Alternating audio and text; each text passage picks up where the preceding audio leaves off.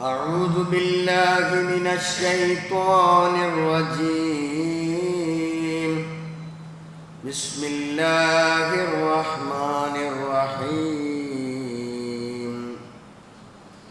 وآتاكم من كل ما سألتموه وإن تعدوا نعمة الله لا تحصوها إن الإنسان لظلوم كفار.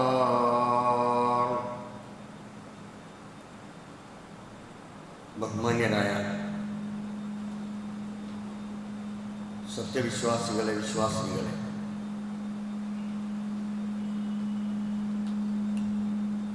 ലോകരക്ഷിതാവായ റബ്ബ് സുബ്ഹാനഹു വ തആലയുടെ നിയമങ്ങളും അവൻ്റെ വിധി വിലക്കുകളും ജീവിതത്തിൻ്റെ ഓരോ ഘട്ടങ്ങളിലും കൃത്യമായി പാലിച്ചുകൊണ്ട് പരമാവധി തഖ്വയിൽ അധിഷ്ഠിതമായി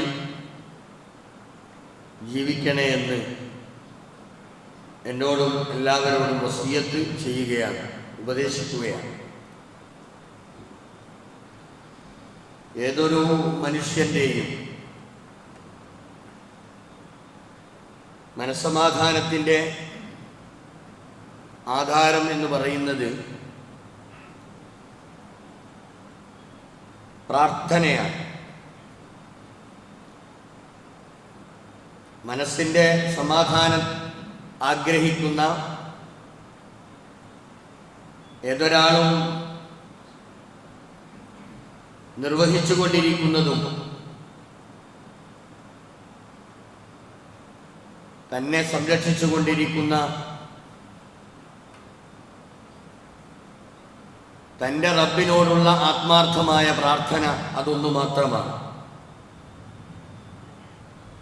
നബി സല്ലല്ലാഹു അലൈഹി വസല്ലമയുടെ ജീവിതത്തിൽ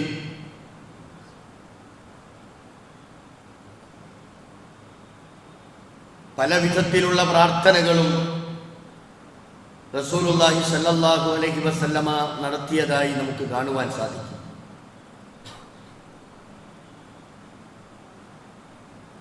അതിലൊരു പ്രാർത്ഥന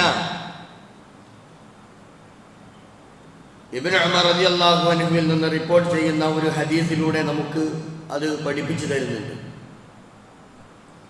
അൻ ഇബ്നു ഉമർ റളിയല്ലാഹു അൻഹു ഖാൽ കാന മിൻ ദുആഇ റസൂലില്ലാഹി സ്വല്ലല്ലാഹു അലൈഹി വസല്ലം, റസൂലുള്ളാഹി സ്വല്ലല്ലാഹു അലൈഹി വസല്ലമയുടെ പ്രാർത്ഥനകളിൽ പെട്ടതായിരുന്നു അല്ലാഹുമ്മ ഇന്നി അഊദു ബിക മിൻ സിവാലി നിഅമതിക, അല്ലാഹുവേ നിന്റെ അനുഗ്രഹങ്ങളെ തൊട്ട് നീ നൽകിയിട്ടുള്ള അനുഗ്രഹങ്ങൾ അത് നീങ്ങിപ്പോകുന്നതിനെ തൊട്ട് ഞാൻ നിന്നോട് ശരണം തേടുന്നു, രക്ഷ ചോദിക്കുന്നു. വതഹവ്വുലി ആഫിയതിക, അല്ലാഹുവേ നീ നൽകിയ ആരോഗ്യം എന്ന് പറയുന്ന ഏറ്റവും പ്രധാനപ്പെട്ട നിഅമത്ത്, ആ നിഅമത്ത് ആരോഗ്യം അത് നഷ്ടപ്പെടുന്നതിൽ നിന്നും റബ്ബേ ഞാൻ നിന്നോട് രക്ഷ ചോദിക്കുന്നു. വഫുജ്അതി നിക്മതിക, പെട്ടെന്നുണ്ടാകുന്ന ദുരന്തങ്ങളിൽ നിന്ന് റബ്ബേ ഞാൻ നിന്നോട് കാവൽ ചോദിക്കുന്നു. വജമീഇ സുഖ്തിക, കോപത്തിന് വിധേയമാകുന്ന എല്ലാ കാര്യങ്ങളിൽ നിന്നും റബ്ബേ ഞാൻ നിന്നോട് രക്ഷ ചോദിക്കുന്നു. ഇത് പ്രവാചകൻ സല്ലല്ലാഹു അലൈഹി വസല്ലമ എപ്പോഴും പ്രാർത്ഥിക്കണമെന്നും നിർദ്ദേശിക്കപ്പെട്ടിട്ടുള്ളതും റസൂലുള്ളാഹി തൻ്റെ ജീവിതത്തിൽ പ്രാർത്ഥിച്ചുകൊണ്ടിരിക്കുന്നതുമായ ഒരു പ്രാർത്ഥനയാണ്. നമുക്കറിയാം അല്ലാഹു തആല ഒരുപാട് നിഅമത്തുകൾ നൽകി അനുഗ്രഹിക്കപ്പെട്ട ഒരു വിഭാഗം ഈ മനുഷ്യ സമൂഹം എന്തുമാത്രം അനുഗ്രഹങ്ങൾ അനുഭവിച്ചുകൊണ്ടാണ് ഈ ലോകത്ത് ജീവിച്ചുകൊണ്ടിരിക്കുന്നത്. ആ അനുഗ്രഹങ്ങൾക്കൊക്കെ നന്ദി കാണിച്ച് ജീവിക്കേണ്ട മനുഷ്യർ അല്ലാഹു സുബ്ഹാനഹു വ തആല നൽകിയ അനുഗ്രഹങ്ങളെക്കുറിച്ച് നമ്മൾ എണ്ണിക്കണക്കാക്കാൻ നമ്മൾ തീരുമാനിക്കുകയാണെങ്കിൽ പരിശുദ്ധ ഖുർആൻ പറയുന്നു, വഇൻ തഉദ്ദു നിഅമത്തല്ലാഹ്, അല്ലാഹു നൽകിയിട്ടുള്ള നിഅമത്തുകളെ, അനുഗ്രഹങ്ങളെ നിങ്ങൾ എണ്ണി തിട്ടപ്പെടുത്താനാണ് നിങ്ങൾ ഉദ്ദേശിക്കുന്നതെങ്കിൽ ലാ തുഹ്സുഹാ, നിങ്ങൾക്കത് എണ്ണി തിട്ടപ്പെടുത്താൻ കഴിയില്ല. അറിയണം, നമ്മൾ നമ്മുടെയൊക്കെ ഓരോരുത്തരുടെയും വ്യക്തി ജീവിതം, നമുക്ക് നമ്മുടെ ജീവിതത്തിൽ നമ്മൾ അനുഭവിച്ചു കൊണ്ടിരിക്കുന്ന അള്ളാഹു നൽകിയിട്ടുള്ള അനുഗ്രഹങ്ങൾ, വിശ്വാസിയും അവിശ്വാസിയും മുശ്രിക്കും കാഫിറും എന്ന് വേണ്ട, അള്ളാഹുവിന്റെ സൃഷ്ടികളായ മുഴുവൻ മനുഷ്യ ജനസഞ്ചയങ്ങളും ഒരുപോലെ ആ സൃഷ്ടാവിന്റെ, ആ അള്ളാഹുവിന്റെ നിഅമത്തുകളും അനുഗ്രഹങ്ങളും അനുഭവിച്ചുകൊണ്ടാണ് ഈ ലോകത്ത് ജീവിച്ചു കൊണ്ടിരിക്കുന്നത്. പക്ഷേ അള്ളാഹു നൽകിയിട്ടുള്ള അനുഗ്രഹങ്ങൾക്ക് ഒരു ചെറിയ ശതമാനമെങ്കിലും നന്ദി കാണിച്ചുകൊണ്ട് ജീവിക്കുന്നുണ്ടോ? നമ്മളെ സംബന്ധിച്ച് നമ്മൾ ചിന്തിക്കുക, നാം ഓരോരുത്തരും ആലോചിക്കുക,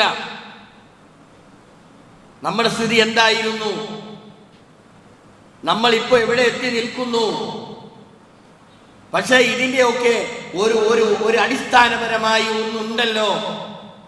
ഏതൊരാളുടെയും ജീവിതത്തിൽ ഉണ്ടായിട്ടുള്ള ഏതൊരു പുരോഗതിയുടെയും ഏത് അനുഗ്രഹങ്ങളുടെയും പിന്നിൽ ഒരു ശക്തി ഉണ്ട് എന്ന് മനസ്സിലാക്കുകയും ആരാണോ അതിന്റെ പിന്നിൽ പ്രവർത്തിച്ചു കൊണ്ടിരിക്കുന്നത് ആ ശക്തിയെക്കുറിച്ച് മനസ്സിലാക്കി നന്ദിയുള്ളവരായി ജീവിക്കേണ്ടതിന് പകരം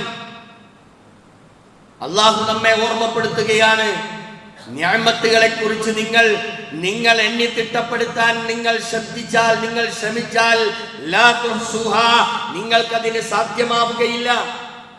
ഇന്നൽ ഇൻസാന ലളലൂമുൻ കഫാർ, എന്നാൽ ലോകത്ത് ജീവിച്ചു കൊണ്ടിരിക്കുന്ന മനുഷ്യരധികവും ലളലൂമുൻ, അവർ അക്രമികളാകുന്നു എന്ന് മാത്രമല്ല, കഫാർ, അവര് ഈ അനുഗ്രഹങ്ങളെ, നിഅമത്തുകളെ ഒക്കെ അവർ നിഷേധിക്കുകയും ചെയ്യുന്നു, നന്ദി കെട്ടവരായി ജീവിക്കുന്നു. ഇത് മനുഷ്യന്റെ ഒരു സ്വഭാവമാണ്. എന്തുമാത്രം നിഅമത്തുകൾ ലഭിച്ചാലും ആ നിഅമത്തുകൾക്ക് നന്ദി കാണിക്കുക, അതിന് പകരം നന്ദികേട് കാണിക്കുന്ന ഒരു സ്ഥിതിവിശേഷത്തിലേക്കാണ് മനുഷ്യർ നീങ്ങിക്കൊണ്ടിരിക്കുന്നത്. അള്ളാഹു ഉദ്ദേശിക്കുന്നവർക്ക് അവൻ ഇഷ്ടം പോലെ നൽകിക്കൊണ്ടിരിക്കും. അത് അള്ളാഹുവിന്റെ ഒരു നടപടിക്രമമാണ്. വഖാല ഹസനുൽ ബസരി റഹിമഹുല്ലാഹ്, ഇന്നല്ലാഹ തആല, അല്ലാഹു സുബ്ഹാനഹു വ തആല ലയുമത്തഉ ബിന്നിഅമതി ബിമാ ശാ, അല്ലാഹു അവൻ ഉദ്ദേശിക്കുന്നവർക്ക് ജീവിതത്തിൽ സുഖിക്കാൻ അവസരങ്ങൾ അല്ലാഹു നൽകിക്കൊണ്ടിരിക്കും, അവരെ സുഖിപ്പിച്ചുകൊണ്ടിരിക്കും. എന്നിട്ട് പറയുന്നു, ഫൈദാലം യശ്കുർ, നന്ദി കാണിച്ചിട്ടില്ലെങ്കിൽ അള്ളാഹുവിന്റെ ശിക്ഷക്ക് അവർ അർഹരായി തീരും. എങ്ങനെ? കലബഹ അലൈഹ അദാബ, അള്ളാഹുവിന്റെ ശിക്ഷ, അള്ളാഹുവിന്റെ പരീക്ഷണം, അത് ഏത് വിധേനയായിരിക്കുമെന്ന് പറയാൻ നമ്മൾക്ക് കഴിയില്ല. ഏതെങ്കിലും വിധത്തിൽ അള്ളാഹുവിന്റെ പരീക്ഷണം കൊണ്ട് അട്ടിമറിക്കുന്ന ഒരു സ്വഭാവം അത് ഉണ്ടായേക്കാൻ ഇടയുണ്ട് എന്ന് നമ്മെ ഓർമ്മപ്പെടുത്തുകയാണ്. അപ്പൊ നമ്മെ സംബന്ധിച്ചിടത്തോളം നമ്മൾ അള്ളാഹുവിന്റെ മഹത്തായ അനുഗ്രഹം കൊണ്ട് ഈ ദുനിയാവിലേക്ക് വന്നു, ഈ ദുനിയാവിൽ ജീവിക്കുന്നു. അള്ളാഹുവിന്റെ അനുഗ്രഹങ്ങളെല്ലാം ആസ്വദിച്ചുകൊണ്ട് നമ്മൾ ജീവിക്കുമ്പോ നമ്മൾക്ക് നമ്മളെ ഏൽപ്പിച്ചിട്ടുള്ള ചില ഉത്തരവാദിത്തങ്ങളുണ്ട്. നമ്മൾക്ക് കിട്ടിയ നിയമത്തിനോട് ചില കടപ്പാടുകളും ബാധ്യതകളുമുണ്ട്. ഈ സമൂഹത്തോട് നമ്മൾക്ക് ഉത്തരവാദിത്തമുണ്ട്. ഇതൊന്നും നിർവഹിക്കാതെ അങ്ങനെ താൻ തോന്നിയായാണ് ജീവിക്കുന്നത് എങ്കിൽ അള്ളാഹുവിന്റെ ശിക്ഷയ്ക്ക് നമ്മൾ അർഹരാകും എന്ന് പരിശുദ്ധ ഖുർആനിലൂടെ വചനങ്ങൾ ഉദ്ധരിച്ചുകൊണ്ട് നമ്മെ ബോധ്യപ്പെടുത്തുകയാണ്. നമ്മൾ അറിയണം, ഏത് സന്ദർഭത്തിലും നമ്മൾ അള്ളാഹുവിന്റെ മുമ്പിൽ കുനിഞ്ഞുകൊണ്ട് അള്ളാഹുവിനെ സാഷ്ടാംഗം ചെയ്തുകൊണ്ട് അള്ളാഹുവിനോട് നമ്മൾ പ്രാർത്ഥിച്ചു കൊണ്ടിരിക്കണം. ഏതൊരു വിശ്വാസിയുടെയും ബാധ്യത അതാ. പ്രവാചകൻ നമ്മൾക്ക് അതിനൊക്കെ ഓരോ പ്രാർത്ഥനകൾ നമ്മൾക്ക് പഠിപ്പിച്ചു തന്നിട്ടുണ്ട്. അപ്പോ ഏറ്റവും പ്രധാനമായി റസൂലുള്ളാഹി സ്വല്ലല്ലാഹു അലൈഹി വസല്ലമ എപ്പോഴും പ്രാർത്ഥിച്ചു കൊണ്ടിരുന്ന ഒരു പ്രാർത്ഥന ഞാൻ സൂചിപ്പിച്ചുവല്ലോ. നമ്മൾക്ക് കിട്ടുന്ന നിഅമത്ത് അത് നീങ്ങിപ്പോകാതിരിക്കാൻ നമ്മൾ അള്ളാഹുവിനോട് പ്രാർത്ഥിക്കണം. അതിനെന്തു വേണം? നമ്മുടെ കൽബിനെ നമ്മൾ ശരിക്കും ആണിയടിച്ചുറപ്പിക്കുന്നത് പോലെ നമ്മുടെ വിശ്വാസത്തെ അതിശക്തമായ നിലയിൽ ഉറപ്പിച്ചു നിർത്തി അള്ളാഹുവിനോട് നമ്മൾ പ്രാർത്ഥിക്കണം. അല്ലാഹുമ്മ മുസബ്ബിതൽ ഖുലൂബ്. റസൂലുള്ളാഹി സ്വല്ലല്ലാഹു അലൈഹി വസല്ലം ഇങ്ങനെ പ്രാർത്ഥിക്കാറുണ്ടായിരുന്നു. അല്ലാഹുമ്മ മുസബ്ബിതൽ ഖുലൂബ്. അല്ലാഹുവേ, കൽബിനെ സ്ഥിരപ്പെടുത്തുന്ന റബ്ബേ, സബ്ബിത് ഖൽബി അലാ ദീനിക്. അല്ലാഹുവേ, നിന്റെ മതത്തിൽ, നിന്റെ ചിട്ടയിൽ, നിന്റെ ചെരിയിലായിക്കൊണ്ട് റബ്ബേ എന്നെ ഉറപ്പിച്ചു നിർത്തണേ. ഇതൊരു നന്ദിയുള്ള അടിമയുടെ സ്വഭാവമാണ്. ഇങ്ങനെ പ്രാർത്ഥിച്ചുകൊണ്ടാണ് ഏതൊരു വിശ്വാസിയും മുന്നോട്ട് പോകേണ്ടത് എന്നുകൂടി നമ്മൾ അറിയണം. രണ്ടാമതായി നമ്മൾ റസൂലുള്ളാഹി സ്വല്ലല്ലാഹു അലൈഹി വസല്ലമ പ്രാർത്ഥിക്കാറുണ്ടായിരുന്ന പ്രാർത്ഥന ഇവിടെ സൂചിപ്പിച്ചു. അള്ളാഹു നൽകിയ രണ്ടാമത്തെ അനുഗ്രഹം എന്ന് പറയുന്നത് ആരോഗ്യമാണ്. ആരോഗ്യം അത് നിലനിൽക്കുവാനും നല്ല ആരോഗ്യത്തോടുകൂടി ജീവിക്കുവാനും ആഗ്രഹിക്കാത്തവർ ആരാ ഈ ഭൂമുഖത്തുള്ളത്? അതുകൊണ്ട് തന്നെ ആത്മാർത്ഥമായി നമ്മൾ അള്ളാഹുവിനോട് പ്രാർത്ഥിക്കണം, ആരോഗ്യം നീങ്ങിപ്പോകുന്നതിനെ തൊട്ട്. അള്ളാഹുവിന്റെ പ്രവാചകൻ പറഞ്ഞു, നിഅമത്താനി, രണ്ട് അനുഗ്രഹങ്ങൾ, മഗ്ബൂനും ഫീഹിമാ കസീറുൻ മിനന്നാസ്. പക്ഷേ ജനങ്ങൾ അതിനെക്കുറിച്ച് അശ്രദ്ധരാണ്. അള്ളാഹു നൽകിയിട്ടുള്ള ഒട്ടനേകം അനുഗ്രഹങ്ങളിൽ ഈ രണ്ടനുഗ്രഹങ്ങൾ പ്രത്യേകിച്ച് അതിനെക്കുറിച്ച് മനുഷ്യർ അശ്രദ്ധരാണ്. ഒന്ന് അസ്ഹിഹ, ഒന്ന് ആരോഗ്യമാണ്. രണ്ട് വൽ ഫറാഗ്, നമ്മുടെ ഒഴിവ് വേളകളാണ്. നമ്മൾക്കില്ലേ ഇത് രണ്ടും? അള്ളാഹു നൽകിയിട്ടില്ലേ നമുക്ക് ആരോഗ്യം? പക്ഷെ നമ്മുടെ ആരോഗ്യം നാളെ പരലോകത്ത് ഹാജരാക്കപ്പെടുമ്പോ ഒരടി മുന്നോട്ട് വെക്കാൻ കഴിയില്ല എന്ന് റസൂലുള്ള തറപ്പിച്ചു പറഞ്ഞ ഒരു കാര്യമുണ്ട്. നമ്മുടെ ആരോഗ്യത്തെ കുറിച്ച് ചോദ്യം ചെയ്യപ്പെടാതെ, ഏതൊരാളുടെയും ആരോഗ്യം അവൻ അത് എങ്ങനെയെല്ലാം ചെലവഴിച്ചു, എങ്ങനെയെല്ലാം ആരോഗ്യത്തെ ഉപയോഗപ്പെടുത്തി എന്ന് ചോദ്യം ചെയ്യപ്പെടാതെ നാളെ പരലോകത്ത് ഒരടി മുന്നോട്ട് വെക്കാൻ കഴിയില്ല എന്ന് റസൂലുള്ളാഹി സ്വല്ലല്ലാഹു അലൈഹി വസല്ലമ നമ്മെ പഠിപ്പിച്ചിട്ടുണ്ട്. അപ്പൊ നമ്മുടെ ആരോഗ്യം നമ്മൾ എങ്ങനെ ചെലവഴിക്കുന്നു എന്നതിനെ കുറിച്ച് ഏത് സന്ദർഭത്തിലും നമ്മൾ ചിന്തിച്ചു കൊണ്ടിരിക്കണം. ആലോചിക്കാൻ മാത്രമുള്ള പല പല കാര്യങ്ങളും വിഷയങ്ങളും ദിനം പ്രതി നമ്മുടെ മുമ്പിലുണ്ട്. നല്ല ആരോഗ്യമുള്ളവർ, നല്ല ഉഷാറുള്ള ചുറുചുറുക്കുള്ള ആളുകൾ, യാതൊരു രോഗവും ഇല്ലാത്ത ആളുകൾ പെട്ടെന്ന് മരണത്തിന് കീഴടങ്ങിക്കൊണ്ടിരിക്കുന്ന ഒരു കാലഘട്ടത്തിലൂടെ നമ്മൾ കടന്നു പോകുമ്പോ നമ്മൾ അറിയണ്ടേ ഇതൊക്കെ. ഇതാണ് അള്ളാഹു നിശ്ചയിച്ചു വെച്ചിട്ടുള്ള ഓരോ സംഗതികളും. പലതും നമ്മുടെ മനസ്സിലുണ്ടാകാം, പല ചിന്തകളും പല താല്പര്യങ്ങളും പല സ്വപ്നങ്ങളും നമ്മുടെ മുമ്പിൽ ഉണ്ടാകാം. ഇതൊന്നും പൂവണിയാൻ കഴിയാതെ പെട്ടെന്ന് തന്നെ ഇത്തരം ദുരന്തങ്ങൾക്ക് മുമ്പിൽ മുട്ടുമടക്കി നിൽക്കുകയാണ്. നമ്മുടെ സ്ഥിതി അത്രേ ഉള്ളൂ എന്നറിയണം നമ്മൾ. അപ്പോ നമ്മൾ ചിന്തിക്കേണ്ടത്, നമുക്ക് അല്ലാഹു നൽകിയ നമ്മുടെ ആരോഗ്യം അത് നേരായ വഴിയിലൂടെ ചെലവഴിക്കാൻ നമ്മൾ ആലോചിക്കണം. എന്റെ ആരോഗ്യം നാളെ ചോദ്യം ചെയ്യപ്പെടുന്ന ഒന്നാണ് എന്നും, അതുകൊണ്ട് തന്നെ എനിക്കുള്ള എന്റെ ശക്തിയും എന്റെ കഴിവും ഞാൻ അത് ഏത് വിധേന ചെലവഴിക്കേണ്ടതാണ് എന്നതിനെ കുറിച്ചുള്ള വളരെ കൃത്യമായ ഒരു അജണ്ട, വളരെ കൃത്യമായ ഒരു ധാരണ പ്രത്യേകിച്ച് വിശ്വാസികൾക്ക് വേണം. അത് നിർബന്ധമാണ്. അതുകൊണ്ട് റസൂലുള്ള ഓരോ കാര്യങ്ങളെ കുറിച്ചും രാവിലെയായി, അത് ഉച്ചയായി, വൈകുന്നേരമായി, രാത്രിയായി, കിടന്നുറങ്ങാൻ ശയ്യയിലേക്ക് പോകുമ്പോൾ അന്നത്തെ ദിവസത്തെക്കുറിച്ച് ചിന്തിക്കണമെന്നും ആ ഒരു ദിവസം ഞാൻ ചെയ്തു കൂട്ടിയ പ്രവർത്തനങ്ങളെ കുറിച്ച് വരവ് ചെലവ് കണക്കുകൾ വളരെ കൃത്യമായി അത് കണക്ക് കൂട്ടിയിട്ട് മാത്രമേ ഉറങ്ങാവൂ എന്ന് ബോധ്യപ്പെടുത്തിയിട്ടുള്ള പ്രവാചകൻ സല്ലല്ലാഹു അലൈഹി വസല്ലം. അപ്പൊ നമ്മൾ അറിയണം, ഞാൻ ഒരു ദിവസം എൻ്റെ ജീവിതത്തിലെ എൻ്റെ ആയുസ്സിലെ ഒരു ദിവസം കൊഴിഞ്ഞു പോകുമ്പോൾ അതിനി ഒരിക്കലും നമ്മുടെ ജീവിതത്തിലേക്ക് തിരിച്ചു വരില്ല. ആ കഴിഞ്ഞു പോയ ദിനരാത്രങ്ങൾ തൻ്റെ ജീവിതത്തിലേക്ക് ഒരിക്കലും കഴിഞ്ഞു വരില്ല. ആ ഒരു ചിന്തയോടുകൂടിയാകണം ഏതൊരു മനുഷ്യനും ഈ ഭൂമിയിൽ ജീവിക്കേണ്ടത് എന്നർത്ഥം. അപ്പം അള്ളാഹു നൽകിയിട്ടുള്ള ആരോഗ്യം, ആ ആരോഗ്യത്തെക്കുറിച്ച് ഏത് സമയവും ചിന്തിക്കുകയും ആലോചിക്കുകയും തനിക്ക് തൻ്റെ ആരോഗ്യം അത് ഉപയോഗപ്പെടുത്തേണ്ടടുത്ത് ഉപയോഗപ്പെടുത്തിയിട്ടുമാണ് ഏതൊരു മനുഷ്യരും ജീവിക്കേണ്ടത്. അള്ളാഹുവിന്റെ പ്രവാചകൻ ഹിജ്റയുടെ 1-ാം വർഷം മിമ്പറിൽ കയറി കരഞ്ഞുകൊണ്ട് റസൂലുള്ളാഹി പ്രസംഗിച്ച ഒരു സമയമുണ്ട്. ആ പ്രസംഗത്തിൽ റസൂലുള്ളാഹി പറഞ്ഞു, മനുഷ്യരെ അഭിസംബോധന ചെയ്തുകൊണ്ട്, സഹാബികളെ അഭിസംബോധന ചെയ്തുകൊണ്ട് പ്രവാചകൻ പറഞ്ഞു, സലുല്ലാഹ, നിങ്ങൾ അല്ലാഹുവിനോട് ചോദിക്കണം അൽ-അഫ്വ വൽ-ആഫിയ. നിങ്ങൾ വിശ്വാസത്തിന് വേണ്ടി, ആഫിയത്തിന് വേണ്ടി നിങ്ങൾ നിങ്ങളുടെ റബ്ബിനോട്, അല്ലാഹുവിനോട് നിങ്ങൾ ചോദിക്കണം. കാരണം ഏതൊരാളും ലം യുഅത ബഅദൽ യഖീൻ, യഖീനിന് ശേഷം, വിശ്വാസത്തിന് ശേഷം നൽകപ്പെടുന്നില്ല ഖൈറൻ മിനൽ ആഫിയ, ആഫിയത്തിനേക്കാളും നല്ലതായിട്ട് വേറെ ഒന്ന് എന്ന് പറഞ്ഞാൽ, വിശ്വാസം അത് കിട്ടിക്കഴിഞ്ഞാൽ നമുക്ക് ആരോഗ്യമാണ് ആവശ്യം. ആ ആരോഗ്യത്തിന് വേണ്ടി നമ്മൾ ചോദിക്കണം. എന്തിനു വേണ്ടി? വിശ്വാസത്തിന് അധിഷ്ഠിതമായി ജീവിതം നിലനിർത്താനാണ്. മഹാനായ ഇബ്നുൽ ഖയ്യിം റഹിമഹുല്ലാഹ് അദ്ദേഹം പറഞ്ഞു, വലാ യുതിമ്മു, പൂർണ്ണമാവുകയില്ല, സ്വലാഹൽ അബ്ദി ഫിദ്ദാറൈൻ, ഒരു നല്ല മനുഷ്യരെ സംബന്ധിച്ചിടത്തോളം, ഒരടിമയെ സംബന്ധിച്ചിടത്തോളം അവന്റെ ഇരുലോകത്തെയും നന്മകൾ പൂർത്തിയാവുകയില്ല ഇല്ലാ ബിൽ യഖീനി വൽ ആഫിയ.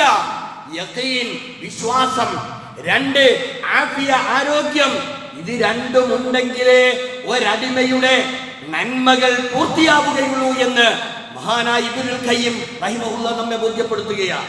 എത്രയെത്ര ഹദീസുകളിലാണ് ഈ കാര്യങ്ങൾ നമ്മൾക്ക് കാണാൻ സാധിക്കുക. കാരണം വൽ യഖീൻ, വിശ്വാസം എന്ന് പറയുന്നത് ഞാൻ പലപ്പോഴും സൂചിപ്പിച്ചിട്ടുള്ള കാര്യമാണ്. വിശ്വാസിയാണോ? ഞാൻ ഒരു വിശ്വാസിയാണ്. ഒരു കാനേഷുമാരി വിശ്വാസത്തിന് ഇസ്ലാമിൽ ഒരു സ്ഥാനമില്ല. നല്ല നല്ല പേരുകളുണ്ട്, പക്ഷേ ഈ പേരുകളൊക്കെ തന്നെയും നമ്മളെ രാജ്യത്ത് ഇന്ന് ചർച്ച ചെയ്യപ്പെട്ടുകൊണ്ടിരിക്കുന്നു. എല്ലാവിധ ഏടാകൂടങ്ങളിലും ചെന്ന് പെടുന്നത് ഈ നല്ല അർത്ഥങ്ങൾ പേരുകളുള്ള ആളുകളാ. അപ്പൊ കേവല വിശ്വാസത്തിനോ, കേവല നാമധാരികൾക്കോ, അല്ലെങ്കിൽ ഒരു ആവറേജ് വിശ്വാസത്തിനോ ഇസ്ലാമിൽ യാതൊരു സ്ഥാനവും ഇല്ല. കാരണം എന്താണെന്നറിയോ? വിശ്വാസം അത് തടഞ്ഞു നിർത്തും ആഖിറത്തിലെ പരലോകത്തെ ശിക്ഷകളെ തടഞ്ഞു നിർത്താൻ നമ്മുടെ വിശ്വാസത്തിന് സാധിക്കണം. അങ്ങനെയാണെങ്കിൽ നമ്മുടെ വിശ്വാസം അത് അതിശക്തമായതായിരിക്കണം. ഏത് കാറ്റിലും കോളിലും ആടിയുലയാത്ത, അതിശക്തമായ ഒരു അഡ്ജസ്റ്റ്മെന്റിനും തയ്യാറാകാത്ത, അത്രയ്ക്കും മടിയുറച്ച വിശ്വാസമാണോ ഉള്ളത് എങ്കിൽ നാളെ പരലോകത്തുണ്ടാകുന്ന ശിക്ഷകളെ തടുത്തു നിർത്താൻ ഈ വിശ്വാസത്തിന് സാധിക്കും. വലാഫിയ, ആരോഗ്യം തദ്ഫഉ അൻഹു അംറാദദ് ദുനിയ ഫീ ഖൽബിഹി വ ബദനിഹി. നല്ല ആരോഗ്യവാനാണോ അവന്റെ ശരീരത്തിലുണ്ടാകുന്ന, അവന്റെ കൽബിലുണ്ടാകുന്ന എല്ലാ രോഗങ്ങളെയും തടുത്തു നിർത്താൻ അവന്റെ ആരോഗ്യമാകുന്ന ആ അവസ്ഥക്ക് കഴിയും എന്ന് ഇവിടെ രേഖപ്പെടുത്തിയിട്ടുണ്ട്. അപ്പൊ നമ്മൾ അറിയണം, അള്ളാഹു നൽകിയിട്ടുള്ളതാണ് ആരോഗ്യം എന്ന് പറയുന്നത്. ആ ആരോഗ്യത്തെ വേണ്ട വിധേന ഉപയോഗപ്പെടുത്താൻ നമ്മൾക്ക് സാധിക്കണം. നമ്മുടെ ചുറ്റുപാടുകൾ നമ്മൾ അറിയണം. ക്യാൻസർ അറിയില്ലേ നമ്മൾക്ക്? ക്യാൻസർ ഇന്നൊരു ചർച്ചയല്ലാതെയായി മാറി. അത്രയ്ക്കും വ്യാപിച്ചു കൊണ്ടിരിക്കുകയാണ് ക്യാൻസർ. പേടിപ്പെടുത്തുന്ന തരത്തിൽ ഭീതിജനകമായ അവസ്ഥയിലൂടെയാണ് ക്യാൻസർ എന്ന ആ ആ മഹാവ്യാധി അത് വ്യാപിച്ചുകൊണ്ടിരിക്കുന്നത്. അതുപോലെ തന്നെ ആഴ്ചയിൽ 2-3 തവണ അതിലും അപ്പുറം ഡയാലിസിസുകളൊക്കെ ചെയ്തുകൊണ്ടിരിക്കുന്ന, അതിനൊക്കെ വിധേയമായി കൊണ്ടിരിക്കുന്ന എത്ര ആളുകളാണ് നമ്മുടെ വീടിന്റെ അടുത്തും നമ്മുടെ അയൽപ്പക്കത്ത്, അത് നമ്മുടെ പ്രദേശത്ത് അതങ്ങനെ വ്യാപിച്ചു കൊണ്ടിരിക്കുകയാണ്. അതൊരു ഭാഗത്തുണ്ടാകുമ്പോ ശരീരം പൂർണ്ണമായും തളർന്ന് ഒന്നനങ്ങാൻ പോലും കഴിയാതെ ബെഡിൽ ദിവസങ്ങളോളമല്ല മാസങ്ങളോളം കഴിച്ചുകൂട്ടിക്കൊണ്ടിരിക്കുന്ന ആളുകൾ നമ്മുടെ പ്രദേശത്തുണ്ട്. നമ്മൾ അറിയണം, ഇത് അള്ളാഹു നമ്മൾക്ക് നൽകിയ ആരോഗ്യം. അത് ഓർത്തുകൊണ്ട് നമ്മുടെ മനസ്സുകൾ അലിയണ്ടേ? നമ്മുടെ ചുറ്റുപാടുമുള്ള ആളുകളെ കുറിച്ച് നമ്മൾ അറിയണ്ടേ? അറിയുമോ, ബന്ധുക്കൾക്ക് പോലും കാണാൻ കഴിയാത്ത വിധം വെന്റിലേറ്ററുകളിൽ കഴിഞ്ഞുകൂടുന്ന ആളുകളില്ലേ? ഇല്ലേ? ഒരു നോക്ക് കാണാൻ കഴിയുന്നില്ല. ഇതാണ് ഈ ലോകത്തിന്റെ സ്ഥിതി, ഇതാണ് അവസ്ഥയെങ്കിൽ നമ്മുടെ ആരോഗ്യം, അള്ളാഹു നൽകിയിട്ടുള്ള ആരോഗ്യം, അത് നല്ല രീതിയിൽ നിലനിൽക്കുന്നുവെങ്കിൽ അത് വേണ്ട വിധേന അത് ചെലവഴിക്കാൻ നമ്മൾ പരിശ്രമിക്കണം. ഇല്ലെങ്കിൽ വലിയ ദുരന്തത്തിന് നമ്മൾ കീഴ്പ്പെടേണ്ടി വരും എന്ന് നമ്മൾ അറിയണം. അതേപോലെ പ്രവാചകൻ പ്രാർത്ഥിക്കാറുണ്ടായിരുന്ന മറ്റൊരു കാര്യം സൂചിപ്പിച്ചത് പെട്ടെന്നുള്ള ദുരന്തങ്ങളാ. പെട്ടെന്നുണ്ടാകുന്ന ദുരന്തങ്ങൾ, ചിലപ്പോൾ ദുരന്തങ്ങൾ നമ്മൾ വലിച്ചു കൊണ്ടുവരാറുണ്ട്. ഈ ആഴ്ചകളിലൊക്കെ ഉണ്ടായ ചില മരണങ്ങൾ അല്ലേ, കുളിക്കാൻ പോകുന്നതും അതുപോലെ തന്നെ ആസ്വദിക്കാൻ പോകുന്നതും, ഇതൊക്കെ നമ്മുടെ വീട്ടിലെ നമ്മുടെ മക്കളാണ് ഇതിനൊക്കെ ഇടം പിടിക്കുന്നത് എന്ന് നമ്മൾ അറിയണം. അല്ലേ? എന്തുമാത്രം ദുരന്തങ്ങളാണ് നാടിനെ മുഴുവനും കണ്ണീരിലാഴ്ത്തിക്കൊണ്ട് നടക്കുന്ന ദുരന്തങ്ങൾ. ഏത് വിധേനയുള്ള ദുരന്തങ്ങളാണ് നമ്മൾ അനുഭവിച്ചു കൊണ്ടിരിക്കുന്നത്. അപ്പോ നമ്മൾക്ക് അല്ലാഹു തആല ബുദ്ധി നൽകിയിട്ടുണ്ട്, ചിന്തിക്കാനുള്ള ശേഷി നൽകിയിട്ടുണ്ട്.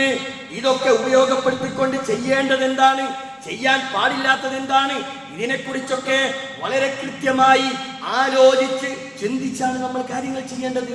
അതുകൊണ്ട് ഈ ദുരന്തങ്ങൾ നമ്മളാൽ വരുത്തി തീർക്കാതിരിക്കാൻ പ്രത്യേകിച്ച് നമ്മൾ ശ്രദ്ധിക്കേണ്ടതുണ്ട്. നമ്മൾ ശ്രദ്ധിക്കണം. മരണം എന്ന് പറയുന്ന യാഥാർത്ഥ്യം അത് ഉറപ്പാ, അതിലൊരു സംശയവുമില്ല. എപ്പോഴും നമ്മൾ തയ്യാറെടുക്കണം. ഏത് വിധേന ഏത് സന്ദർഭത്തിലും മരണം നമ്മെ തേടിയെത്തും. പക്ഷേ നമ്മൾ എന്തിനാണ് അതിലേക്ക് അങ്ങനെ ഓടിപ്പോകുന്നത്?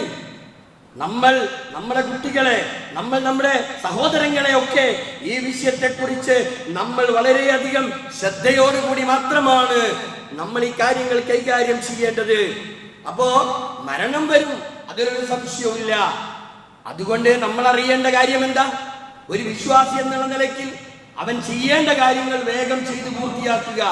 നാളേക്ക് വേണ്ടി അത് വെച്ചേക്കണ്ട. ഇന്ന് തന്നെ ചെയ്യേണ്ട കാര്യങ്ങൾ ഇന്ന് തന്നെ ചെയ്തു തീർക്കണം. അതാണ് ഒരു വിശ്വാസി ചെയ്യേണ്ടത്.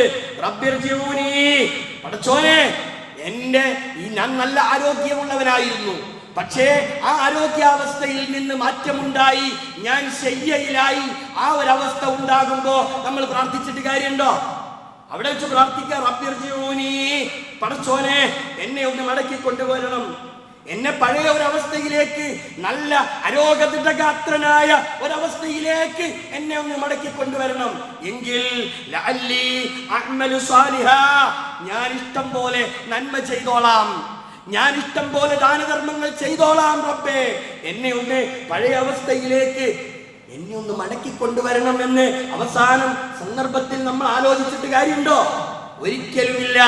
അതുകൊണ്ട് ഇത്തരം കാര്യങ്ങളെ കുറിച്ചൊക്കെ വളരെ കൃത്യമായി നമ്മൾ ആലോചിച്ച് ദുരന്തങ്ങൾ കയറി വരുന്നതിന്റെ മുമ്പേ നല്ല സമയത്ത് നമ്മൾ ചെയ്യേണ്ട കാര്യങ്ങൾ വളരെ കൃത്യമായി നമ്മൾ ചെയ്യണം. അല്ലാഹുവിന്റെ കോപം അതേത് വിധേന എങ്ങനെ ഉണ്ടാകും എന്ന് നമ്മൾക്ക് പറയാൻ കഴിയില്ല. അതുകൊണ്ട് അല്ലാഹുവിന്റെ കോപത്തിൽ നിന്ന് രക്ഷ കിട്ടാനും മോക്ഷം കിട്ടാനും നമ്മൾ സദാസമയവും അല്ലാഹുവിനോട് ആത്മാർത്ഥമായി നമ്മൾ പ്രാർത്ഥിക്കുക. പ്രാർത്ഥനയാണ് നമ്മുടെ രക്ഷകൻ. നമ്മുടെ സമാധാനത്തിന്റെ അടയാളം അല്ലെങ്കിൽ സമാധാനത്തിന്റെ പാത വെട്ടിത്തെളിയിക്കുന്നത് നമ്മൾ റബ്ബിങ്കലേക്ക് ആത്മാർത്ഥമായി കരഞ്ഞ കണ്ണുമായി അല്ലാഹുവിലേക്ക് അടുക്കുമ്പോഴാണ് എന്ന ഒരു ചിന്തയാണ് നമ്മൾക്കുണ്ടാകേണ്ടത്. പ്രത്യേകിച്ച് വിശ്വാസികൾക്ക് അങ്ങനെ പ്രാർത്ഥിച്ചും പ്രവർത്തിച്ചും ആ നിലക്ക് റബ്ബിലേക്ക് ധാരാളമായി അടുക്കുക എങ്കിൽ ദുനിയാവ് ആഖിറം ഇത് രണ്ടും ലഭിക്കുന്ന ഒരവസ്ഥ സംജാതമാകും. അള്ളാഹു നമ്മെ അനുഗ്രഹിക്കുമാറാവട്ടെ.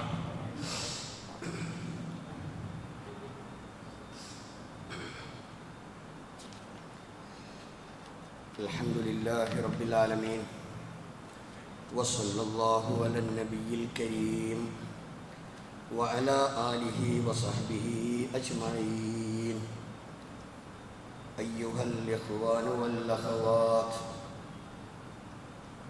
ഊസീകും വഇയ്യായ സാനിയം ബിതഖ്വല്ലാഹ്.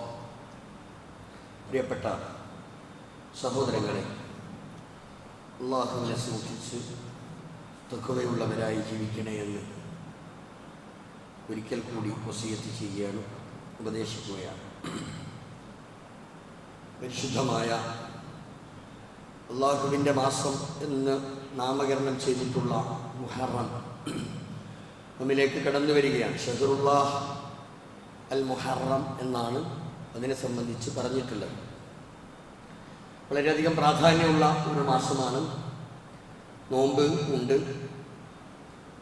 പല സംഭവങ്ങൾക്കും സാക്ഷ്യം വഹിച്ച ഒരു മാസമാണ്. അതുകൊണ്ട് തന്നെ അതിൻ്റെ പ്രാധാന്യങ്ങളൊക്കെ നമ്മൾക്കറിയാം, അത് മനസ്സിലാക്കിയിട്ടുള്ളവരാണ് നമ്മൾ. എന്നാൽ മുഹറം മാസം ഇത്തിരിയൊക്കെ അല്ലാഹു സുബ്ഹാനഹു വ തആല പരിശുദ്ധമാക്കിയിട്ടുണ്ടെങ്കിലും അതിനെന്തോ അത് ശപിക്കപ്പെട്ട ചില ദിവസങ്ങൾ ആണ് മുഹറം 1 മുതൽ 10 വരെ എന്നൊക്കെ പറയുകയും അതിനനുസരിച്ചൊക്കെ കാര്യങ്ങൾ നീക്കുകയും ചെയ്യുന്ന ഒരു സ്വഭാവം ജാഹിലിയ്യ കാലഘട്ടങ്ങളിൽ സഫർ മാസം അതൊരു വലിയ ഭീഷണിയായ ഒരു മാസമായിരുന്നു. പക്ഷേ സഫർ മാസവും അതുപോലെ തന്നെ നമ്മുടെ രാജ്യത്ത് ഇപ്പോഴും യാഥാസ്ഥിക വിഭാഗം സഫർ മാസം എന്തോ ഒരു ലക്ഷണക്കേടിൻ്റെ മാസമായി കരുതുന്നവരുണ്ട്.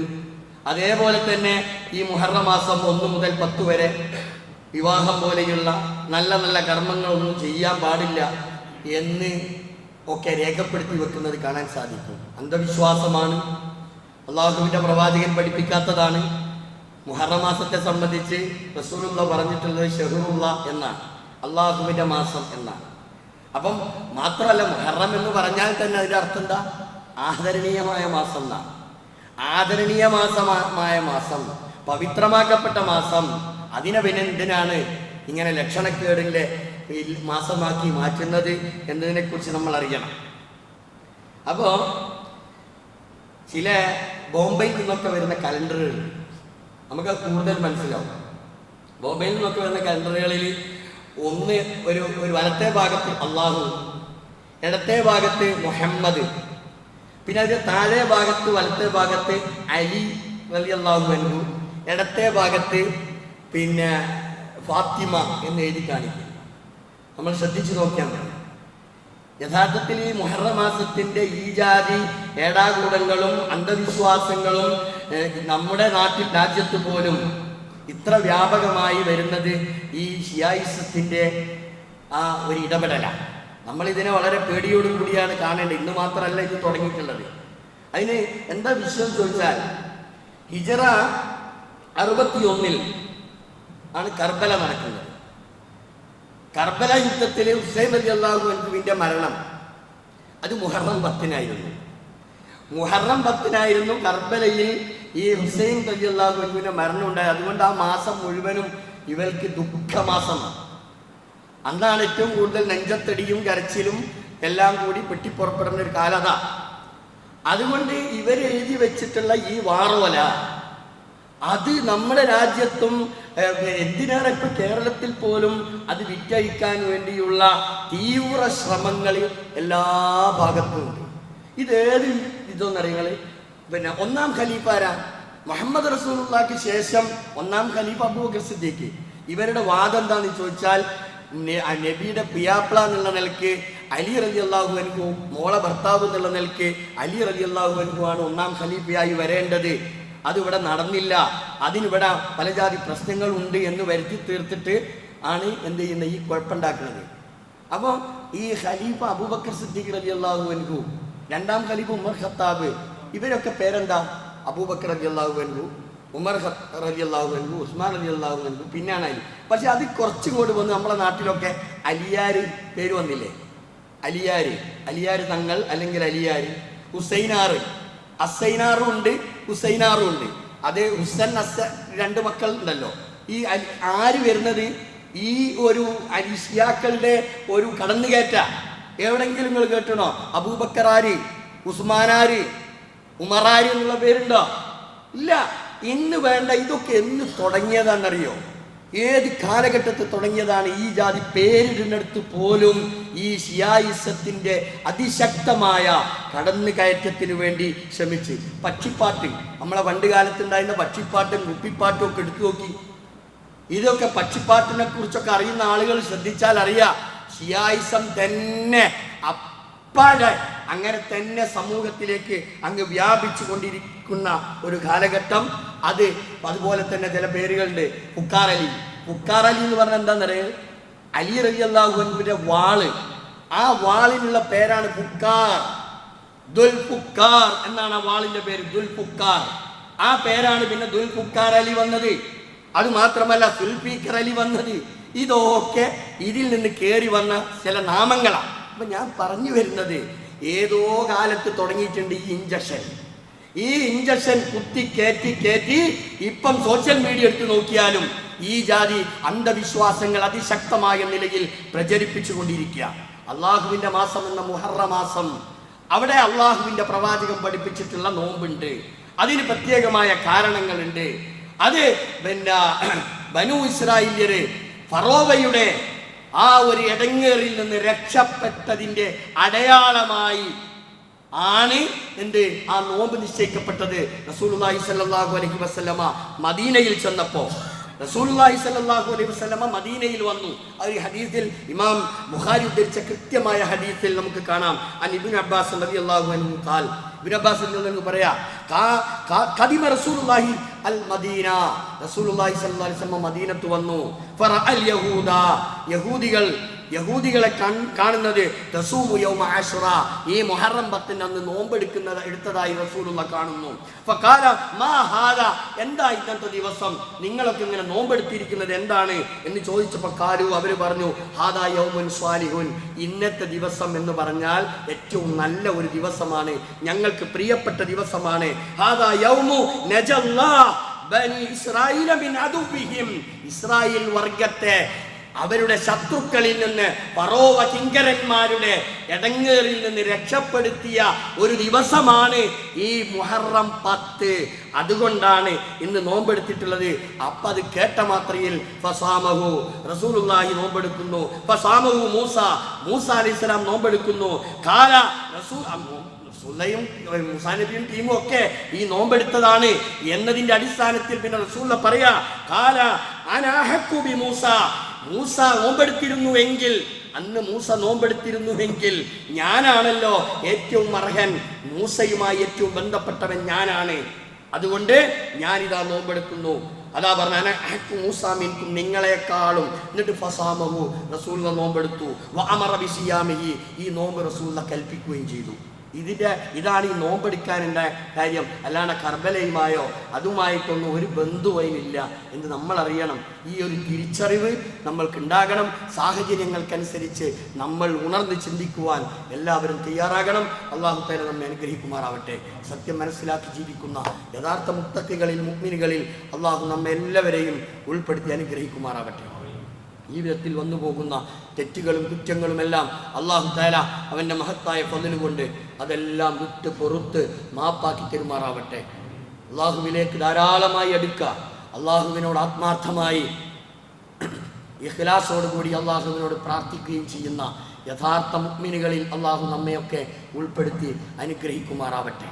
ഒരുപാട് ആളുകൾ വീടുകളിൽ, ആശുപത്രികളിൽ ഒരു മാറാരോഗങ്ങൾക്കും മറ്റുമൊക്കെയായി വിധേയമായി കഴിഞ്ഞുകൂടുന്നവരുണ്ട്. അവർക്ക് അല്ലാഹു തആല അവരുടെ രോഗങ്ങൾക്ക് ശിഫ നൽകി അനുഗ്രഹിക്കുമാറാവട്ടെ.